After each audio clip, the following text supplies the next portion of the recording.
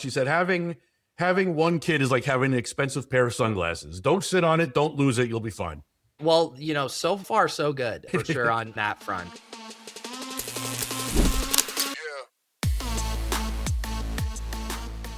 All right, welcome back to another edition of the Business of Betting podcast. I am your host, Jeff Edelstein, senior analyst at In-Game. I am joined today by Peter Overzet.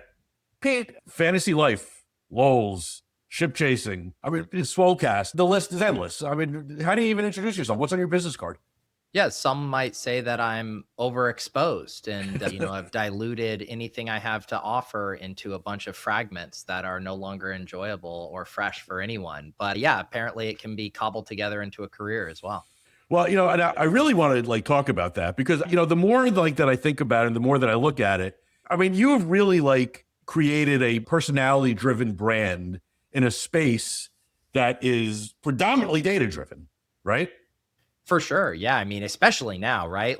I feel like that's even evolved to the point, when I first started getting into fantasy content, 2014, 15, there was a lot more vibes-based analysis and the rise of metrics, which, has coincided with the sport leagues themselves, relying on this more. Yeah. It's now so data driven. For those of you that don't know, Pete is heavy in best ball. Pete is heavy in the fantasy space. He is the lead for Matthew Berry's Fantasy Life. He's everywhere. Let's start at the beginning because I'm so fascinated by the mans. And the reason I'm fascinated by it is because when I first saw it, when it first popped up and I first saw it, I had two reactions. One, this is great. And two, why the fuck didn't I think of this? Because it was something so ridiculous. And again, for those that don't know, the mans was Pete Manzanelli. And it was kind of like a fantasy bro on steroids. I think it would be a fair assessment. Where did the idea come from? And was that your first real entry into the fantasy world?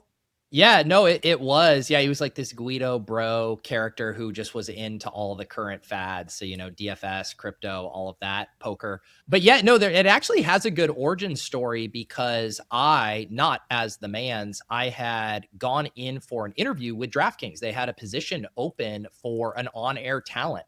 And, this is probably 2015, 16 era. And I'm like, man, this seems like a dream job. I would love to get into the space. I'm okay on camera, love this kind of emerging fantasy DFS market. I was very green for the interview. I had done a lot of improv, which is, it's reps on stage and you get confidence in that, but it's still not doing things on camera. I had to read a teleprompter in that interview, which I had never done. So I kind of bombed and they were like, thanks, but no thanks. And I walked away from that being like, if I actually want a job like this, I need to get better. I need to get better on camera. I got to start doing something in video form. But then I was like, I don't want to be a fantasy analyst. It's not my strong suit. I love fantasy, but I was more interested in comedy and making videos. So I was like, what if I do it under the guise of this character and, have fun, just do it more from a comedic angle. I can still interview and talk with all the people in the DFS space, but I'll do it all wearing, this veil of Pete Manzanelli. And so, yeah, that's kind of where I got started and got to meet a lot of people in the fantasy space just from doing that character. How long did that bit go on? Because there was a moment when I'm not terribly ashamed to admit that there was is this real? Is this guy, is it a bit or is it real? You were everywhere for a little bit there, yeah? It was fun because I just got to follow it to where it was interesting and that I started doing it for fantasy, but where it actually got traction was I did this spoof poker vlog just randomly. I was with my friends. We do an annual trip to Vegas. I was like, I'm just going to be this character at the poker table. And at that time, the Andrew Nemi, Brad Owen vlog style content was just getting popular. So I kind of just spoofed that format and it ended up being the most viewed video I had done. And so all these opportunities started to come in the poker space. This company, PokerTube, was like, hey, we'll fly you out to the World Series of Poker, do this character at tournaments. Poker Night in America was like, hey, come host some of these cage matches we're doing, etc. So I followed it there. And then I ended up doing some crypto stuff. NFT, he naturally had to come back for. I mean, Mans was always going to grift some NFT stuff. So yeah, I kind of just allowed what I was interested in and the opportunities to kind of take it wherever it took. And now, the past 4 or 5 years, haven't done much with it, trying to move on to different creative endeavors. So let's go there for a second. So at what point did you say, all right, not that it played out, but when making the jump to putting the mans aside and being Peter, right? And creating this niche that you've created for yourself? How did that happen? Yeah, it's funny. I think I mentioned that. I don't know if I mentioned it on Lulz recently, or maybe it was the Swolecast, but it was honestly Dan Bach from Roto Grinders Better Collective. He, was familiar with my stuff with DFS, and I had started just doing a little bit of content as myself. I had done a video series for 4for4, which is a fantasy company in the space, and Dan had seen it and was like, hey, you want to come make some comedy videos for us? Just some shorts on Twitter and stuff. I was like, this sounds great. There was really no oversight. It was just like, hey, send us a video file, once a week and we'll post it. And so I got in a rhythm of making kind of DFS related sketches. And then I got the opportunity to, host the Swolecast, which at the time was underneath the Roto Grinders umbrella. And that kind of paved the way for me to be like, I can still do comedy. I can do funny stuff, but I can do it as myself. I don't always have to be in this character. The Swolecast, which has been, I mean, that's got to be, if not the longest running fantasy pod, it's got to be up there as one of the longest running. Was there blowback? Because you replaced Evan Silva, much beloved figure in the community, obviously. So any blowback on that when you started?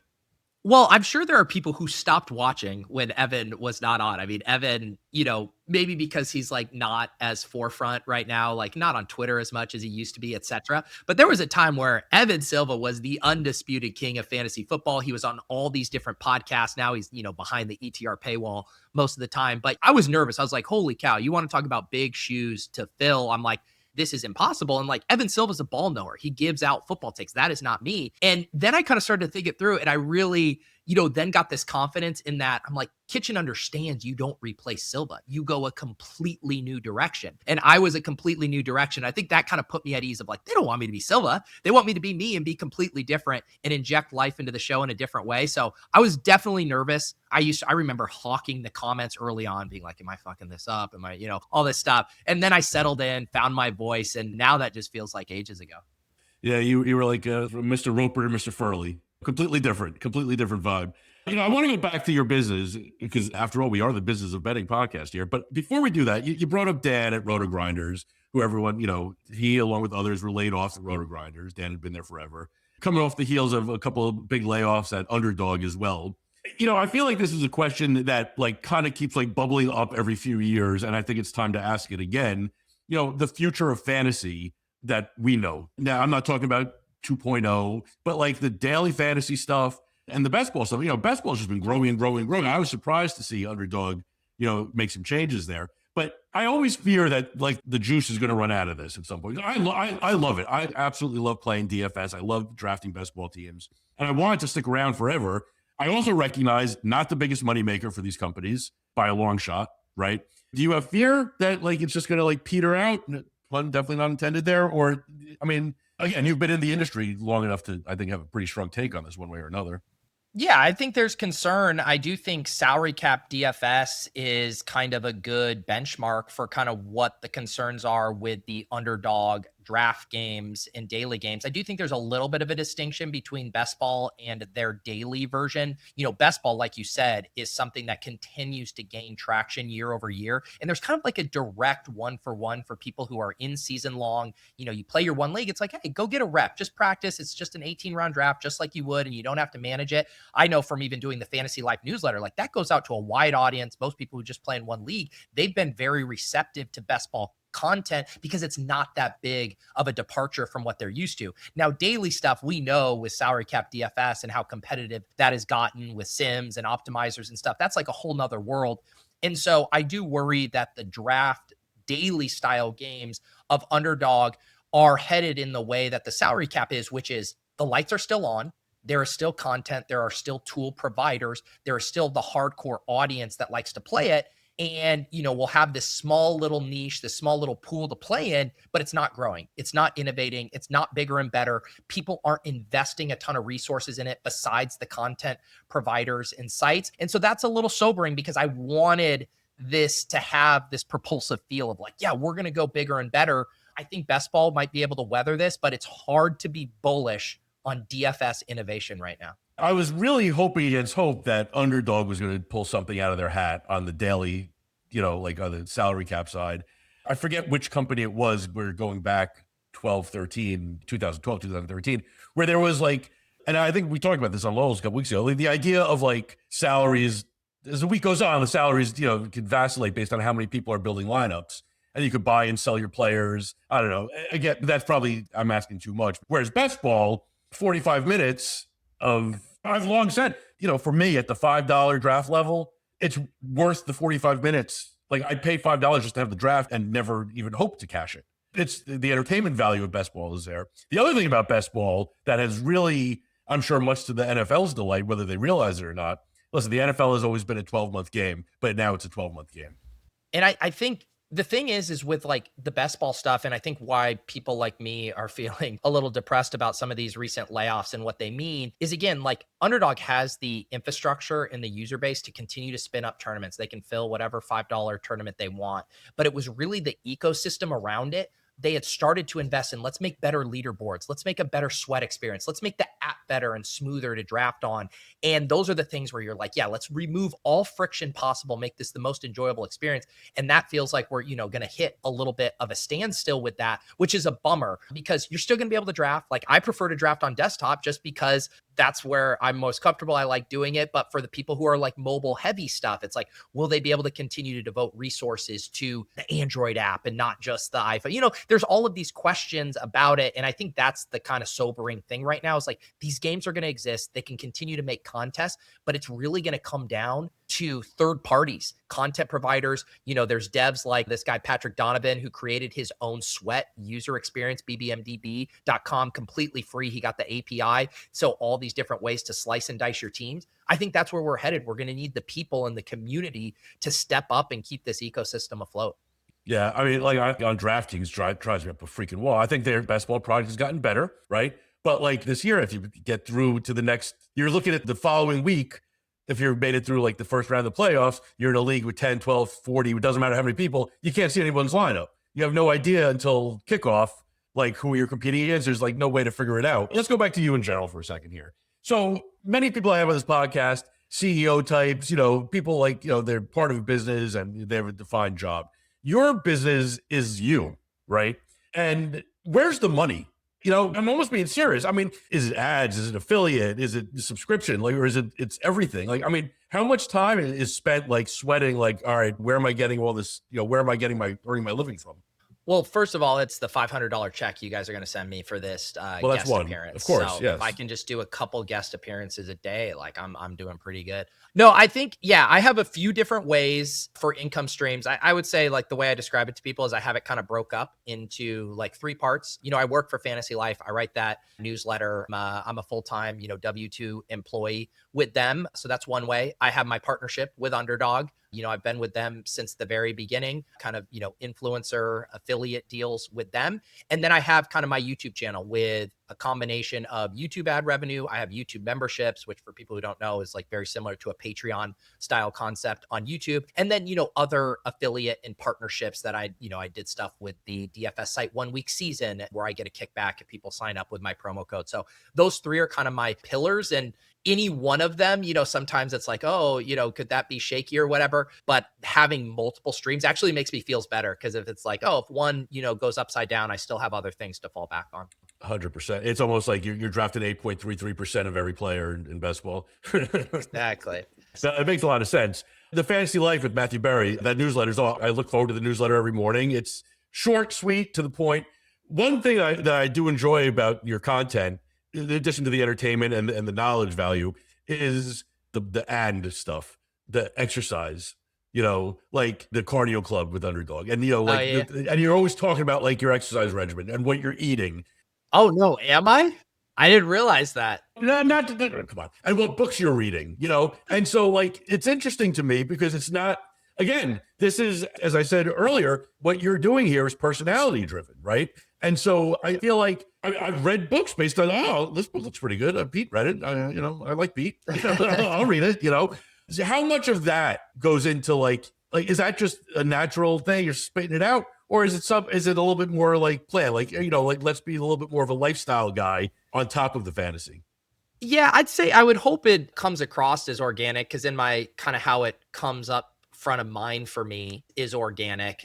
I don't really have any one specific outlet other than I have a personal newsletter that I put out on Fridays. And that's where I kind of do hodgepodge stuff. I'll talk about stuff I'm into or certain goals or whatever. So that I'm confusing the PO box now with the fantasy life. It's all in one thing in my head. But go ahead. Sorry. Yep. I know. Fantasy Life newsletter, during the season, I write that 5 days a week. I have a personal newsletter that I drop on either Friday or Saturday mornings. And I started doing it just as a content roundup because people would be like, you kind of inferred, hey, Peter, you do a lot of stuff. It's hard to keep track of it. And I'm like, what if I do just as a service? This is a digest of everything. You can pick and choose. But then I started writing these intros and, sometimes they're topics, in the fantasy space. And sometimes I'm just like, I don't have a lot going on. I'll tell you what TV shows I'm watching right now. Or I don't have a lot going on. I'll tell you about this new exercise that I found on Instagram and I'm going to do. And so, I don't get a ton of feedback on that specific stuff, but then the people will like come out of the woodwork and like reference it or whatever. And I'm like, oh, maybe people do enjoy this. So,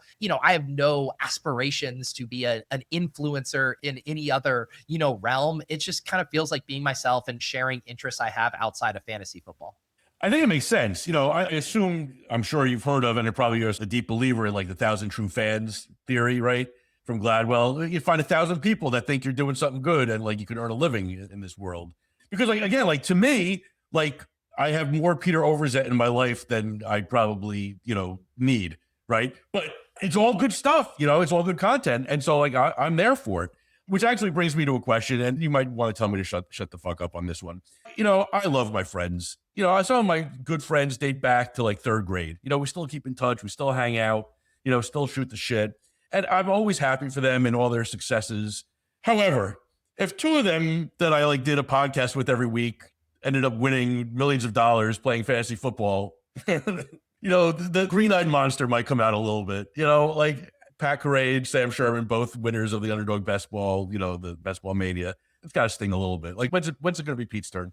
It's funny. Yeah. So Jeff's obviously referencing the podcast I do, Ship Chasing. I started doing that with Pat Corain back before he was a millionaire. We both bet at this site RotoViz. We started doing this podcast and it was just like documenting our experiences playing high stakes football. At the time, we had never played anything more than like $100 league with our friends. And so we started documenting that and it kind of turned into its own world. And then of course, there was like a funny sequence of events where this guy, Chess Liam, who I had previously had on my channel, he reached out to me. He's like, hey, I like your stuff. I'm a chess guy. Can I teach you chess on stream? I have him on stream that summer. He wins Best Ball Mania. Then the next year, Pat Corain, my co-host on Ship Chasing, wins Best Ball Mania for $2 million. And now most recently, Sam Sherman, who has been a host on the Ship Chasing channel, as you said, also won it.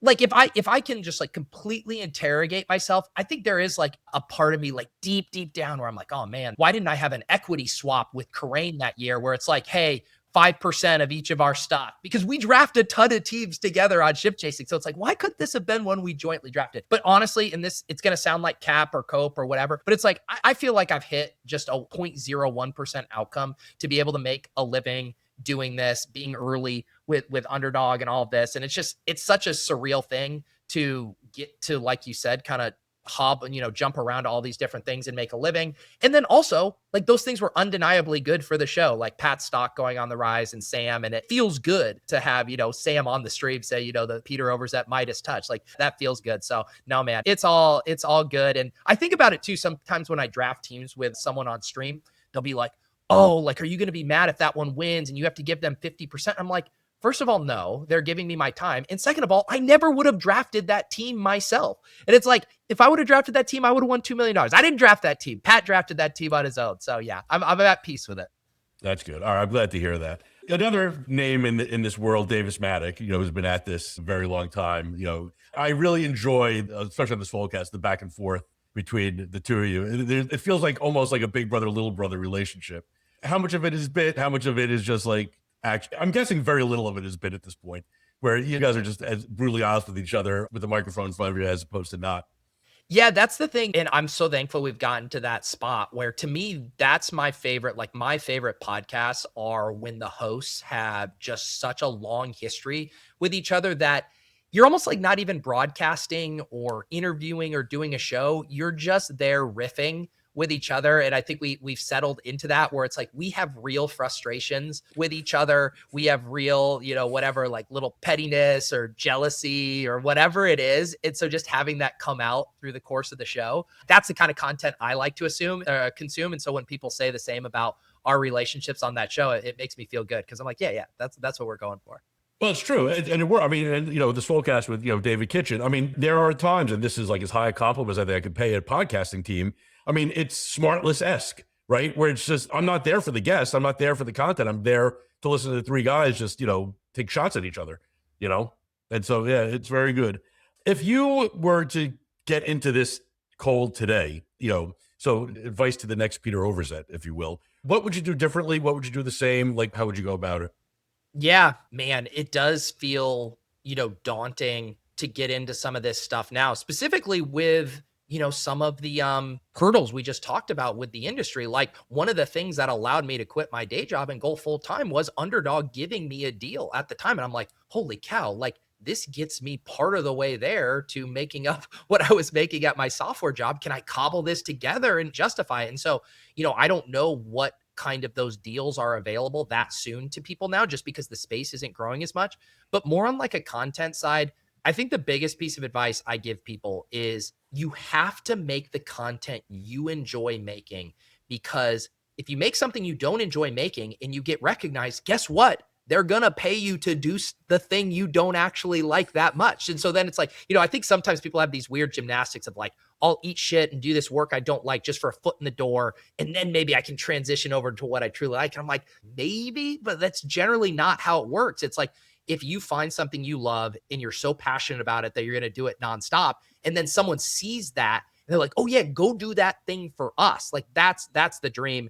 And then I guess the second part of it is you got to find a niche though. You got to find something that isn't super oversaturated. I always tell people, even in the best ball space, like there's a lot of these niche formats now. Go be the eliminator person. Go be, the weekly winners. I'm just randomly listing off some of the different formats on Underdog, but like go own a hyper specific niche within a niche and at least allow that to be your competitive differentiator.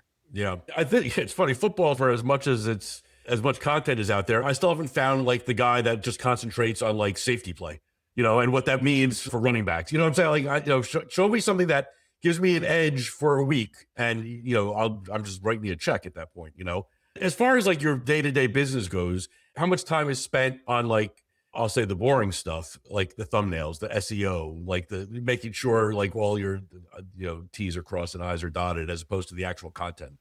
Yeah, it's a lot. I'm fortunate that at this point I outsource my thumbnails and my video editing. It was one of those things when I was getting started, when I wasn't making a good living per se, I was like, I'm just doing all of this on my own. I don't have the money to, pay contractors and contributors.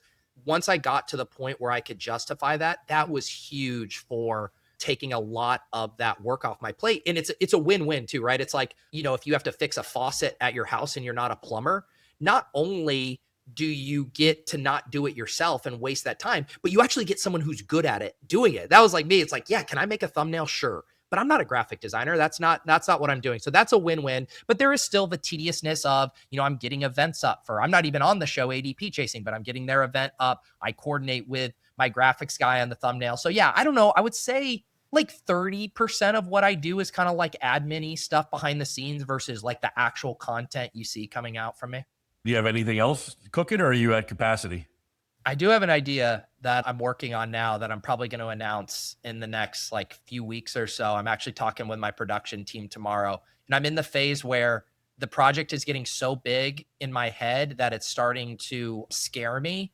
But I know once I announce it and once I announce it, I have to do it. And so, yes, I'm not ready to say it on this show as much as I'd love to give you the scoop, and I don't want to overhype it, but I have an idea I'm very excited about. All right. Fair enough. Fair enough. You said you were in software. What were you doing? I worked at a software company doing marketing, copywriting. We were a small company, so I would do like all of our website copy, email marketing, trade show copy, just like every kind of boring marketing related activity you could think of at a small company. And you said you had improv background. So like did you always have an eye towards like something in outside of software, I guess, and more like in the entertainment world? Or is it just a hobby? It would, yeah. When I moved out to Boston after graduating in '09 because my wife's out here. And so my only friends were her friends. And I was like, you know what? I need to kind of establish some solo roots here myself. Let's go out, let's meet people. And my brother and my best friend had started doing stand-up comedy in different cities. And I was like, yeah, that sounds fun, but I don't know if that's quite my lane. I tried stand-up for a little bit, and it was just like such a lone wolf exercise. And a lot of the comics at open mics are miserable. And I was like, you know what? Let me try improv. I had, grown up watching Whose Line It Is It Anyways. I always thought I was relatively quick on my feet. So I started taking improv classes in Boston at a theater called Improv Boston. And then next thing I knew, it had consumed like 5 to 6 years of my life, getting on house teams. I was on their touring company. I was on, multiple independent teams. And so basically like doing either rehearsals or shows 3 to 4 times a week, basically like the workload I have now for fantasy sports. I was just doing live on stage in black box theaters in Cambridge. But that kind of experience gave me the confidence to make content online. Like, I don't think I ever would have felt like, oh yeah, I can put myself out there had I not cut my teeth on those stages. I did some stand-up myself, yes. And I didn't get started until after my first kid was born. So there was no career. I wasn't going to Des Moines, for a weekend or nothing like that. But I had fun doing it. I was able to, my claim to fame is I opened up for Uncle Floyd. I'm sure you never heard of, but I did open up for Uncle Floyd. But I did a lot of open mic stuff like in Philly. And one joke that somebody said, it has stuck out in my brain for 20 years. And I'm just going to repeat it here because I just think it's the funniest joke ever. Nobody else thinks it's funny. Let's see what you think. You're a pro. He was doing like deadpan, like Stephen Wright, Mitch Hedberg style delivery. Says, I went to IKEA and I bought a couch. When I got home and opened the box, all that was in there was an Allen wrench and a log. It tickles me. I mean, I love the Mitch Hedberg, Stephen Wright stuff. Stephen Wright, a Boston, a legend, and Mitch Hedberg gone too soon. So yeah, no, I always have a soft spot for that stuff. Mitch Hedberg clips and the original Debbie Downer clip on Saturday Night Live are my two things that I go to when I'm feeling shitty. I will cry laughing with both of those things every time. That kind of style, the Hedberg stuff now, it like barely even works in this landscape. Like the really witty, wordy stuff, there's not much of a market for it. People like the personality, the topic, news-based, observational comedy. And I think it just goes to show how talented he was as a writer and, a deliverer of that he could get away with those kind of jokes. Because now you just get groans if you do that kind of comedy. You're right. Well, that's the thing. His delivery, like the writing was brilliant. The delivery was brilliant, but either one on its own, not as brilliant, I think. My favorite Hedberg joke was the Pringles that they were, if you're listening to this and have no idea, you should stop listening to this and go Google Mitch Hedberg and watch 8 minutes of clips of him and then come back, finish up here. And it's fun. But, I've been in the daily fantasy world since 2014. I've been consuming content nonstop, right?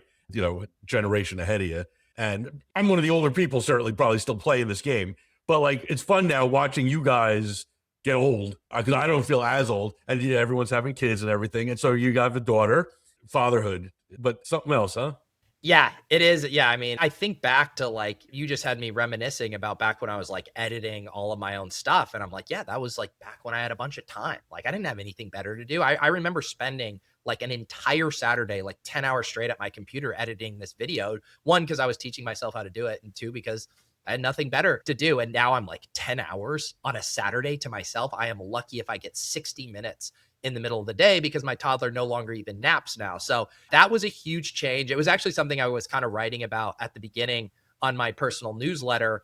And it was funny where I realized I still get done as much stuff as I did pre-kid. I'm just way more hyper efficient with my time. And I look back and I'm like, it's not that I had all this free time. It was how much time I wasted because I didn't have anything holding my feet to the fire. I remember I used to, for decades, on Sundays, I would get the New York Times and I would luxuriate with the New York Times. Like I'd read for 20 minutes here, a half hour there, 40 minutes here. My son was born in 2000. I haven't looked at a New York Times since. I mean, the days of luxuriating, ended very quickly. I still have, my youngest now is 12. So, I'm out of the toddler stage, obviously, but I have like legitimate, distinct, little sad memories, and I'm being very literal, of bathing a child with my right hand, right? And making late changes to the NBA lineups with my left hand, with the phone in hand. You know what I mean? For sure. And there's like, for people who haven't had like, having a baby, all things considered, is kind of easy. Yes, your sleep is disrupted, but you can kind of, do everything else you need to in your life. It's when you have a toddler, when they start moving around, that's when all hands are on deck, quite literally there. And you realize that if you want to get anything done, it's before they wake up or after they go to bed. Yep. One kid though, I got 3. My wife, I thought I was a funny one. She came up with this line. She said, having having one kid is like having an expensive pair of sunglasses. Don't sit on it. Don't lose it. You'll be fine. Well, so far so good for sure on that front. But yeah, just soaking it up. It does.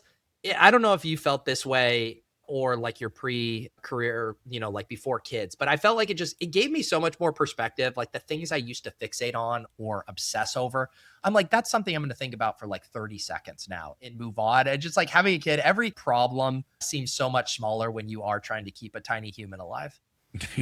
This is very, very, very true. Yeah, I remember being in the delivery room for my firstborn, and it was funny. 2 days earlier, I was a finalist for a job at Food Network magazine to be their features editor, and the job was in New York City, and I didn't get it, and I found out 2 days before my son was born. And the first three thoughts that happened as my son was being born, I really distinctly remember them. My first thought was too fucking big. Like, how is this happening? Like, this too fucking big coming out, this giant head. So that's A. B, my second thought was, again, unbidden thoughts. I'm very happy I did not get this job in New York, right? All of a sudden, like, I was so upset that I didn't get it. And then as soon as I did, then I see my son, I'm like, I'm glad I didn't get it because I'd be 12 hours in New York every day, So that was the second one. And then the third thought I had, and this one, cue the violins. It's so weird. At that moment, like, I really felt it. Like, I went from being my father's son to my son's father. Wow.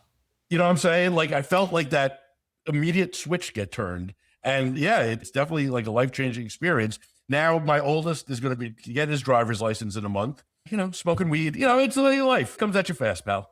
It sure does. It does, man. Yeah. I was just like, I remember one of the things that I thought about a lot when I had my software job. Like, I always knew that I wanted to do this kind of stuff full time, but I also never wanted to do the starving artist thing where I'm like, yeah, could I have pulled the trigger early and like scraped by and, given all of my attention? But I'm just like, you know what?